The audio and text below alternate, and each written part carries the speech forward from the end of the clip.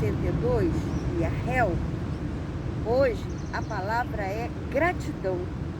Gratidão por estar vivo, gratidão por estar por inteiro e ter consciência de que você tem um poder dado por Deus, que você pode fazer tudo aqui na Terra. Hoje, diante dessa luz que me ilumina, que eu sei que é Hel, que nos faz a conexão com o divino, nós só temos que agradecer de estar presente na matéria e sermos o que somos na sua potencialidade. Gratidão, namastê.